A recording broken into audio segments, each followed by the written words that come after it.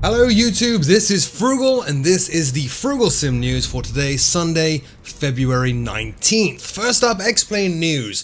The Alibi Oh Chieftain has finally launched. Alibi Oh's PA-31 Chieftain 350 has now released for X-Plane following its prepared and FSX release a little while ago.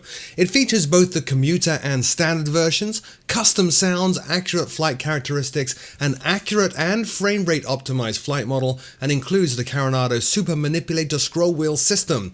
The aircraft comes with 6 liveries and the usual array of Coronado PDF documents for checklists, non-normals, and so on. It also requires you to download and install the Coronado G1000 database. The price, $32.95 from the alibao.com link in the show notes below. Next up, over to DCS World and an update on DCS Normandy. The long-awaited Normandy map apparently draws ever closer. Now, this is part of the DCS World World War II series.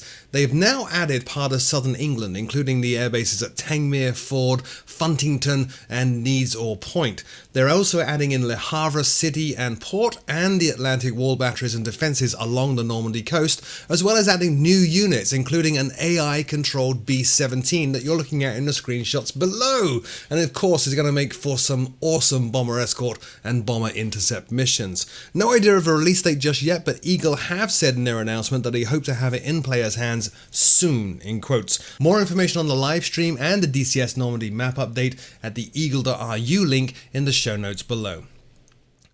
Next up, Jervietsky Designs Washington X has released. Now this is a complete model of the city of Washington as well as the surrounding airports, including Ronald Reagan Washington National Airport, College Park, Joint Base Andrews, Potomac Airfield, and Washington Executive Airport. The scenery features 1,500 custom-made buildings, including the whole downtown area of Washington, tons of helipads, and has been optimized for performance. A demo is available if you want to try it before you buy it from the website, linked in the show notes below. Now the scenery also of course models terminal interiors, but more than that they even went as far as modeling the interior of the Oval Office in the White House. The price is €28.45 and it currently supports all versions of FSX and Prepared, with an X-Plane version coming later.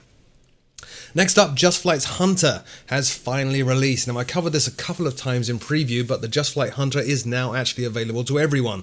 It features the F6 and FGA9 variants of the Hunter and comes with an accurate interior and exterior model built from original notes and plans. You also get different cockpits in the aircraft based on the variant in use, the variant that you're flying. It features 13 liveries, accurate sounds, customizable aircraft configuration including wing fuel tanks, wing-mounted rockets and bombs, and the aircraft weight is also adjusted based on the payload that you configure. Also features a realistic flight control system as well as a deployable chute on landing with the FGA9, as well as accurate 3D gauges throughout the cockpit and accurate flight dynamics. The Just Flight Hunter is available right now for FSX and Prepared. More information at the justflight.com link in the show notes below. Finally, a bit of an odd one.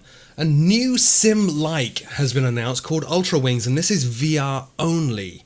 Now, Ultra Wings is kind of inspired by the old Nintendo classic Pilot Wings. Features stylized graphics which look very, very gamey, but actually pretty accurate physics. Now it supports gamepad or Oculus Touch, but they recommend using the Oculus Touch system, at which point you can see your hands in the sim, manipulate the controls on the aircraft, and also grab your pistol to shoot balloons. Features multiple mission types, as I just said, shooting balloons, flying through rings, exploring, and so on. It is due to release any day now, and as I said, this is an Oculus Rift only title at the moment, although I have seen people on their Facebook page asking for PlayStation 4 VR and of course Vive. More information at bitplanetgames.com at the link in the show notes below, and I will be covering this when it releases because it looks like a lot of fun. That's it for this week's show. Fairly short show as always. If I did miss something, leave me a comment in the comment section below. I'll take a look and see if it's worth including in next week's show.